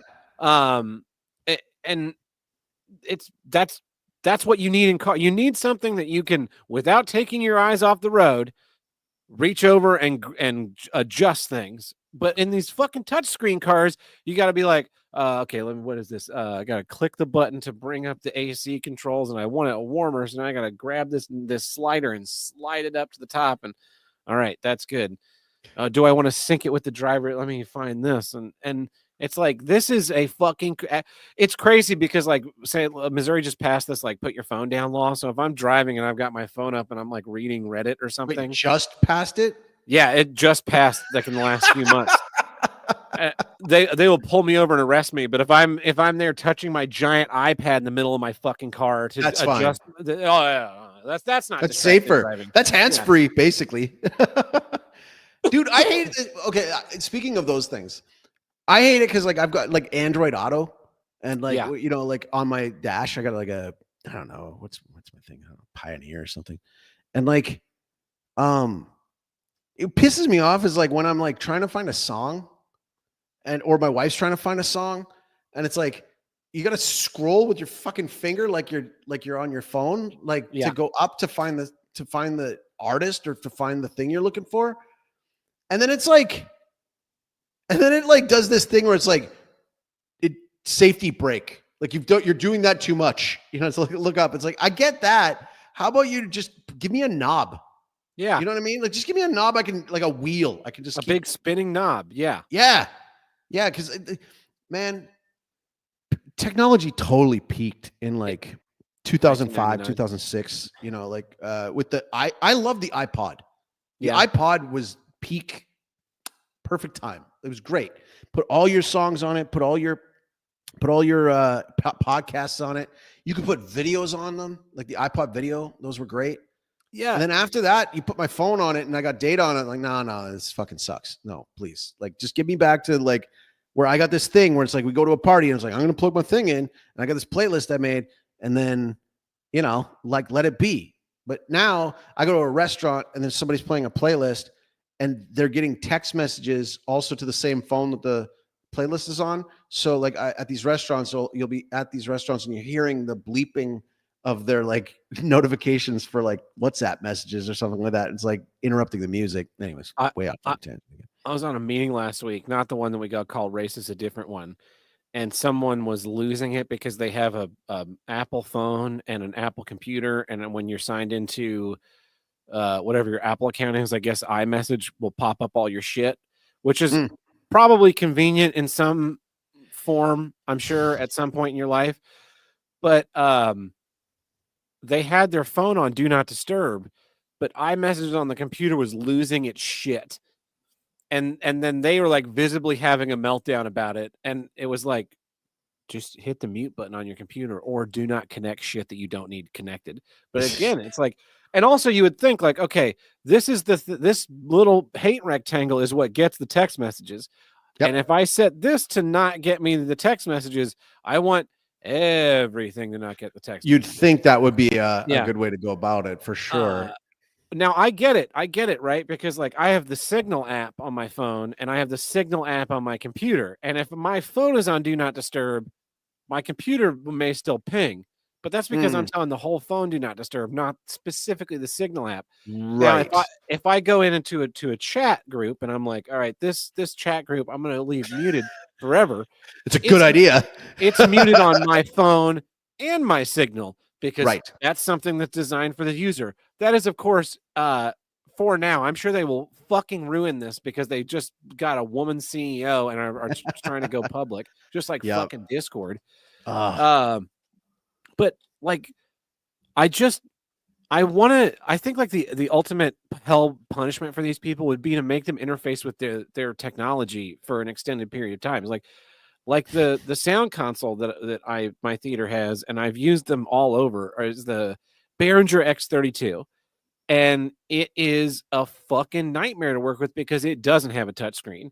And there's a lot of stuff that you need to like click and select on the screen that you have to do either through a combination of arrow keys or knob turns. And it's like, Oof. you guys should have just tacked another $200 onto this fucking thing and made it a touchscreen. Or at some point in the last 12 years, released one with a touchscreen. But it's far easier for me to connect to the Wi-Fi network that the soundboard is connected to and log into it through my computer and do a lot of the tasks manually in my computer and then go over to the console, which makes it a two-step process instead of a one-step process. So like I go through this process of labeling everything and setting up all these mix sends, and then I go over to the console and I like start setting EQs, and then I go back to my computer and start copy pasting EQs and things between channels. And it's just like, boy, this would be so much easier if this was a fucking touchscreen instead of this stupid archaic knob system that doesn't work. The only time that is the truth. And you would think that the people that build this stuff are interfacing with it, but they're not, because their job isn't to mix sound for a show. Their job is to make soundboards to ship out to morons who buy Behringer soundboards. Yeah, and usually they're being bought by some other manager who doesn't use them themselves either. Mm-hmm. So yeah.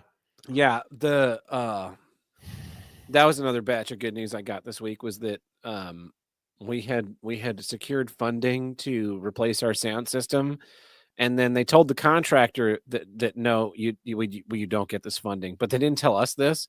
So we've been like annoying the contractor and like, hey, any word on any of this? And they've just been kind of ignoring it because they're not getting paid. Right. And they finally got back to us and like, yeah, you're not paying us, so we don't care. I was like, oh, fair enough. Yeah, cool. My shit's just horrifically broken.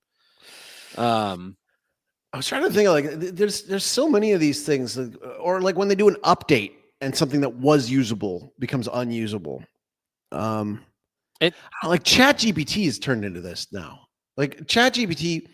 So for example, something simple, ChatGPT, it's like, I use it a lot for translating. It's far superior to Google for translating things, like unbelievably superior. For when you go to put stuff into Google, it like it'll use the usted form of Spanish, which is like what you use for king and like the president. You know, like you don't, but it does defaults to that. And the usted form also is like the impersonal plural, or not plural.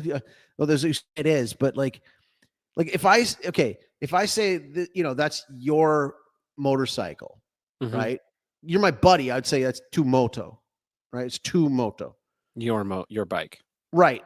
But if you were like a dignitary, I would say su moto. Sir, you're like your moto. But if I'm also going to say his moto, I would say su moto. That's why I hate Spanish, because it could be yours as I'm respecting you, or his, and it's literally the same word. Yeah. And you just got to go off of context as to what the hell that means. It's like the royal we, but like when you're talking, like it's dumb. But I use ChatGPT for translating because it's far superior, and I can say, right, and then like that's what I want. I used it for my speech at the wrestling show, but it's like I want to like copy and paste things, but you're not giving me the opportunity, because I could either copy everything that you said, or I want to just hold the thing and select what I want to select and copy that. Yeah. Right. The way copying and pasting works on every other thing on the planet. But ChatGPT, it'll either say, yes, sir, I can do exactly that. Here, here's what you wanted to say, and blah, blah, blah, blah, blah, blah. And then at the end, it's like, would you like to turn this into like a sticker book? You know, like, no, I don't care about the other thing you added. You know what I think that is? I think that they had to add that as an anti-plagiarism thing. Oh, maybe. Because people were just copy pasting the whole deal and dropping it in. Well, now you have to like do a little bit of your own editing to make it look like you didn't use it. But if I want to do that, I have to hit a different, I have to hold the thing, and rather than give me the select thing that I can use. I then have to go to select text. Like I can either copy the whole thing, have it read out, select text. Then it goes into a whole other thing, and then I got to select the text. And it's just it's like you're making me do 3 different button pushes, 4 different button pushes just to take out the thing. And you're throwing quotation marks over everything. So I have to take those out when I'm putting it into something. I hate that. It's like, and you're supposed to be the best at this. Yeah. But you guys are kind of the shit at this. The other thing, man, is the food. Tyson Chicken is like, oh yeah, we'll reformulate all of our food to not have artificial dyes and random shit in it in a month. This whole fucking story for years has been, well, everything's set up, and we get, and it's like, it'll take a month. It's like, so you're saying we could have been eating shit that didn't have random fucking chemicals in it? Well, they got the cancer in you now. They got the turbo cancer in you now. They don't they set all the playing field, and then they put the players on the field with the mRNA, and now they're just going to let the Super Bowl begin. So I was out with some friends on Sunday, and they had these new Doritos that are tacos Doritos, and it's not just like a chip that you eat and it tastes like taco seasoning. Like you take a bite of it and you taste the lettuce, and then you taste the tomato and cheese, and then you taste the meat, and then you get the shell in order every single time you take a bite. It's fucking horrifying. What are we doing? That's like Willy Wonka stuff, yeah, man. Like man-made horrors beyond comprehension. I had one chip and I was like, this is not fucking right. This is not right. This is against nature. We should all be in church right now praying about this because we have been poisoned. I swear to you. And like, what's the name of that like wing place or something? There's a wing place or shack or something. That's like there's like there's one chain that has turfed seed oils and is only using beef tallow now for all of their like frying. Oh, Steak and Shake. Steak and Shake. Sorry, yeah, it was Steak and Shake. Dude, why aren't they all doing that? Everybody who knows about this wants this. Yeah. Are you worried about the vegan dollar? Guess what? They're not spending as much as the fat ass that wants to go and get a burger every like and the only thing vegans can really eat is money. Yeah, it's and hubris. And hubris and yeah, I just don't get this stuff. And like I invite people to call in with some of those things that like I know delivery drivers deal with this where they now like all of the reason why we were able to track where you are and get all this fucking up-to-date track info is because they give you like a cell phone of this is going to be your route and this is what you're driving. And I fucking guarantee that those things do not work. I would bet $100 that whatever that little box is just doesn't fucking work.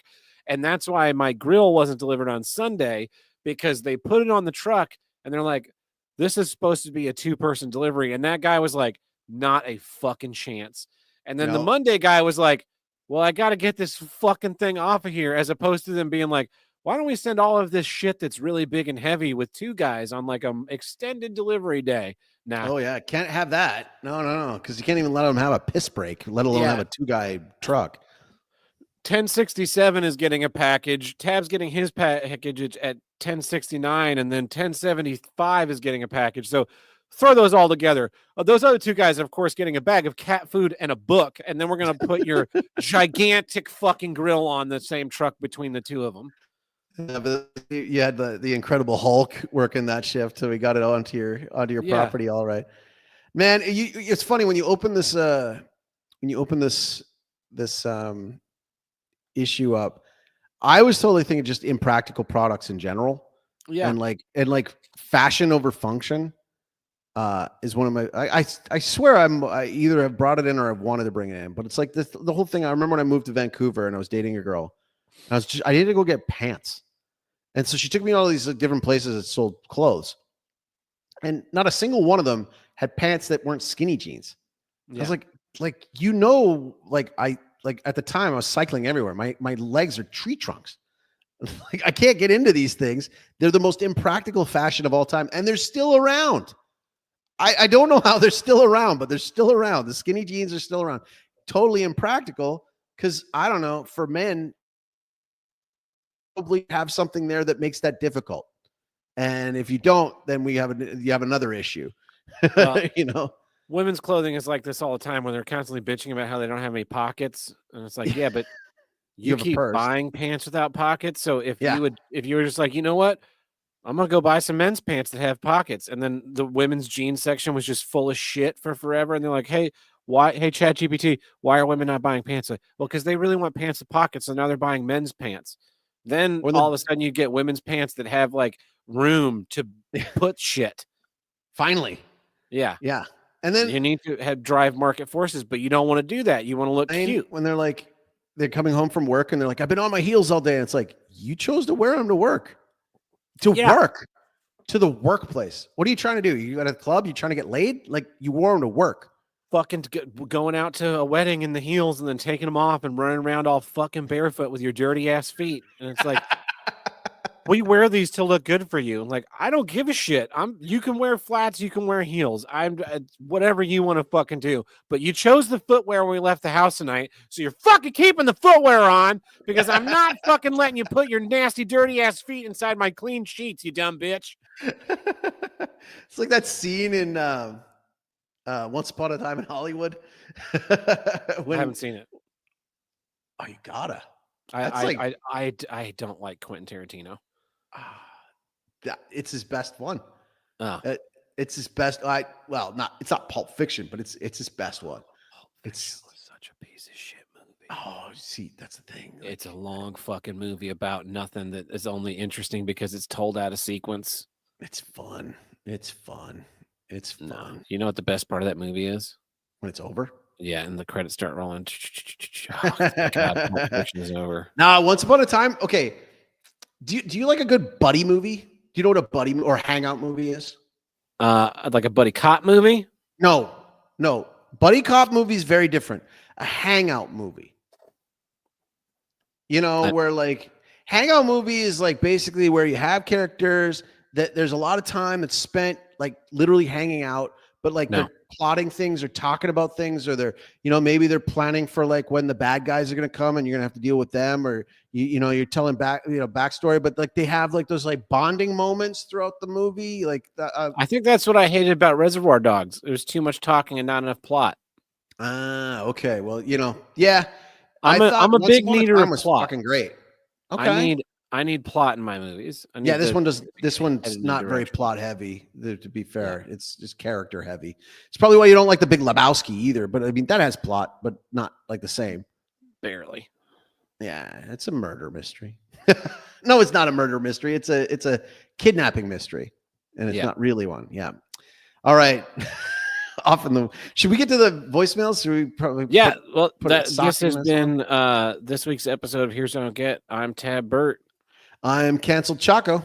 And we'll catch you guys next time. Ciao, ciao.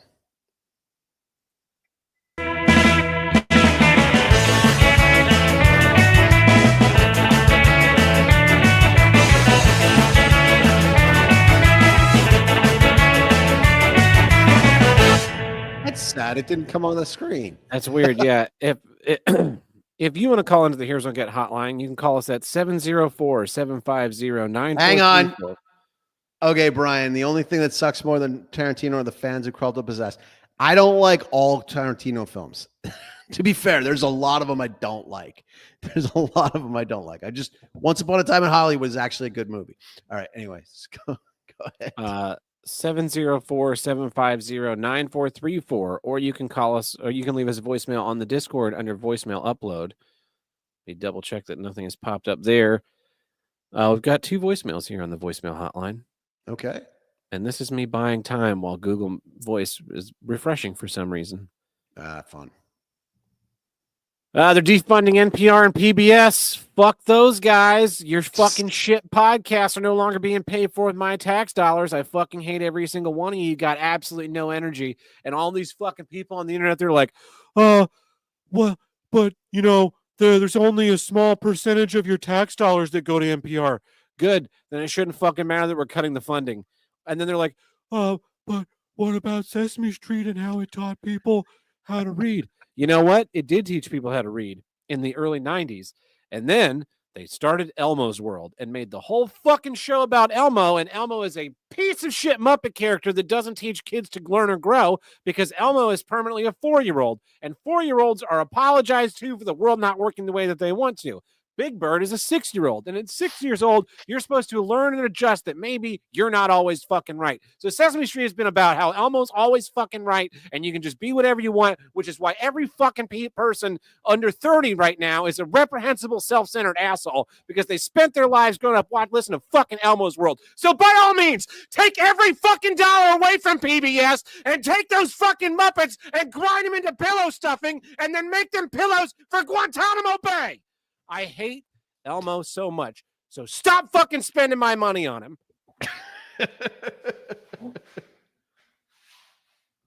Tickle my ball sack. Here's our first voicemail. Yeah, what I don't get is why hotel TVs have to be so fucking annoying. It's like they have their own preloaded interface, I guess you could call it. Like the one I'm looking at, it's like, discover stupid things to do around the town, you're in, even though I already planned out what I'm doing. Watch TV, fucking stream. You could like sign into Netflix, and you could even plug in an HDMI cable and, stream that shit. But I was banking on just being able to cast it from my phone to the TV, but nope, can't do that because, that would make too much sense. Did the hotels down there have this thing? I don't go to hotels anymore. I just go to Airbnbs because I got like kids and I want us to have different bedrooms. That's and fair.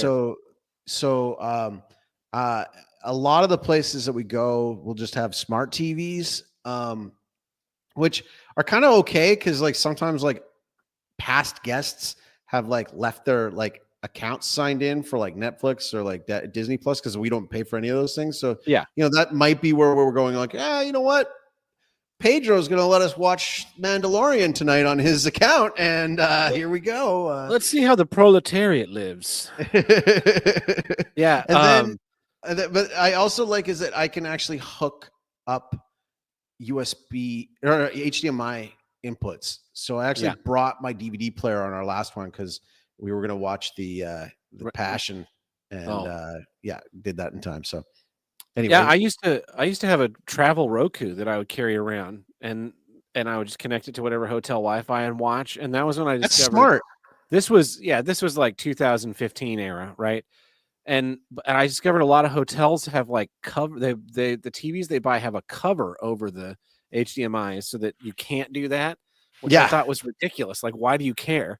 But then they want you to buy their crap, right? Yeah, when I was back in Norman, I was in this like 2-room bungalow house thing, and it had a cable box.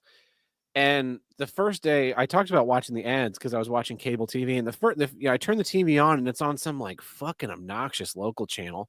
And I was like, I'm going straight into the basic cable stuff, like what's on TBS or whatever. And so then I watched, Seinfeld or something and turned the TV off. And the next day I turn it on and it's back on this fucking local channel. And the third day I figured out that every time you turn off the TV, it resets itself back to its little local channel because I guess that's who's sponsoring the cable boxes in the place. And it was every single time I turned it on, it was a sports recap, which not a sports guy. And I was so it wasn't the like normal annoying hotel thing, but I was befuddled as to who would possibly want that. Like if I was watching, Adult Swim last night, chances are I'm watching Adult Swim tonight because that's what fucking King of the Hill is on. Right. Is that the name of the channel now, or is it still Cartoon Network and then Adult Swim? So I'm curious about that because I had it on in like the middle of the afternoon and it was Adult Swim already. And I remember Adult Swim didn't come on until like 10 o'clock my time. I remember I didn't get it. Like it didn't come to Canada. We would get the cartoon. We had Teletoon, which would show some of the Adult Swim shows, and then we had the Comedy Network, and that would show some of them too. But we never got actual Adult Swim, so like we didn't get like Squidbillies until later, or shows like that. Like, Robot Chicken, Robot Chicken we did get, but we didn't get Squidbillies, and we didn't get what was the other one? There were Adult Swim shows that would not hold up today, but like, I mean, I really liked like C Lab 2021 and Venture Bros. Space Coast, Coast Space to Coast. Ghost. Yeah. Yeah, That was a really bizarre show. but it was great. And What's more mind blowing is that the voice actor who did Space Ghost, I don't remember his name, but he would dress up as Space Ghost and go to cons as Space Ghost, and people loved it. and people loved it, and it was brilliant. It was brilliant. I've watched video because maybe he died recently or the anniversary of his death, but a bunch of videos of him got shared recently, and I was like, oh yeah, I remember like the celebrities. It was like Between Two Ferns before Between Two Ferns. Like the celebrities were always like weirdly put off and didn't understand what was do you know how happening. that worked? Do you know how the show worked? No. Okay, so it was like they were owned by like Turner, right? And Turner owned CNN. And so they would actually pull people off after they had just done like Larry King or some other interview on CNN, and then they would like have the staff of the show like ask them like other follow-up questions or something to get them to react in a certain way. So for the first like bunch of episodes, they didn't know they were going on a show Space with a Ghost? cartoon. Yeah. So it was all disjointed, and they would get these like reactions from them. They would animate in later and change what Space Ghost was saying. Later on, they would kind of feed it and got the handle on how to do it, and people started to pick up on what Space Ghost was all about. And the show itself, it only used the original cell artwork of a previous Hanna-Barbera show from like the 60s or 70s that sucked. Like the Space Ghost show was terrible, but they like took all the same things and they just basically used the exact same animations over and over and over again. And you had to be stoned. That's really what it had to be. You had to be stoned to love it. A lot more sense. Yeah. Yeah. Here's our last voicemail. Sure. Hey guys, Deadhome here. Here's what I don't get. New windshield wiper blades. So, it's been 2.5 years, and they're finally starting to fall apart, so I had to go buy a new pair of windshield wiper blades, and, you know, I bought the top-of-the-line ones for $60 for both of them 2.5 years ago. And yesterday, I paid $83 for the middle-of-the-line one. Son of a bitch. What the hell? And then, you know, the whole thing with the whole, you know, putting on windshield wiper blades is a pain in the ass. I don't like to ask the people at O'Reilly's because, you know, it makes me look like one of them soft, high-in-the-spacey liberals. But this new one, because I have the hook for my wiper blade, not just like a snap-on bit or something like that, apparently you're supposed to pinch and release, and then you have the hook that latches onto it and you clamp down on it. My last wiper blades were not like that. No wiper blades I've ever had were like that. I don't understand why we're evolving the windshield wiper blade. We don't need to do that. Just keep it simple, stupid. I don't want to pay almost $100 freaking for a pair of windshield wipers. Don't get me wrong, they're nice. They're really nice wipers. All right, probably the best I've ever had so far. But $83. $83 is like half my groceries for the week. Stay furious. Bosch Icons, man. I bought a pair of Bosch Icons for my car when I bought it over 4 years ago, and it's been raining a lot lately, and it was getting real streaky, and I was like, these fucking wiper blades only lasting 4 fucking years. They're great. Yeah, and okay. I bought those. Yeah. And my car, my van stays outside in the sun and the heat. And it's hot and it gets rainy and hot. And I can't get a wiper to last 6 months. No way. On my vehicle. They because of the heat and the cooling off of the rain over and over and over again.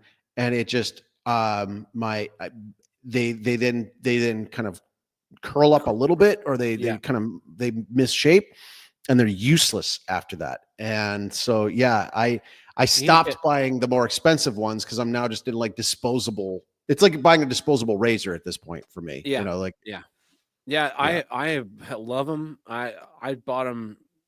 I bought them on my when I had the Accord, and I was just like, I was stunned at how great they were, because everyone's like tried to reinvent the curveless total touchdown, and really my wiper blades now are totally usable. It's like a cheap pair of wiper blades now, and it's not like they're just not working. But I was thinking that I should probably go buy and replace them, because also my rear wiper blade has like completely peeled away and is down to nothing. But it drives me nuts, because when you buy windshield wipers these days, because you get your windshield wiper and then you get this like gaggle of random shit in there, and it's like, and you got to read the box is an inch and a half wide, and the instructions are written like the entire fucking, for pin post ones use adapter CG, for J hook ones use adapter D5 for this, and you're like, well, and you got to pull the one off, and you're like, what fucking kind of wiper blade do I have? And then and sometimes you got to use combined ones to get the fucking thing in there, and you're standing there outside the O'Reilly's, and they're like, do you want help installing those? You're like, no, I'm an adult man. I can install my own wiper blades, you fucking moron. And then you're there with your big too long of a cardboard, this fucking thing in the air, just trying to jam it on there. And especially when you wait until it's about to be raining, and so it's like starting to come down, and you're out there just getting fucking wet trying to jam this fucking thing in there. And the guy from O'Reilly's is standing there inside the window, because he ain't got shit to do but sip on his coffee and look at what kind of dumbass you are. Like, yeah, I bet he wishes he's in way too deep to come back in here and ask me for help. Poor bastard. See, and for us, it's like they get you at the fucking grocery store. So you'll be like parked in the parking lot, and like some random guy with like a sports bag filled with windshield wiper blades will he'll look at your blades and be like, yours aren't looking too good. And it's like, I just replaced them. He'll be like, yeah, but look. And then it's like, I'm pretty sure I just replaced them. And then you go into the like store and you come back out and he's like, no, I'm telling you, look, they're like really old and shitty. And I'm like, did you just fucking change them while I was in the grocery store? And are you going to sell me back my brand new ones? Did you just pull that thing? And yeah, he totally did. I got to get the like camera in the car so I can catch him doing that. But like, they'll take a paint pen and mark them all. Now you're talking. Now we're talking. That's a good way to go about it. Yeah. They're so used to changing the wiper blades here. They'll do it at a stoplight. Like a pit stop? Yeah, pretty much. It'll be at the stoplight and you'll be like, your wipers look like shit. I'll replace them for you. I'm like, do we have time for this? Like, I guess so. All right, let's do it. Good stuff. Well, that is our voicemails for the week. Thanks to everyone for listening. And until next time, I've been Tad Burt. I'm El Chaco. See ya. Take care.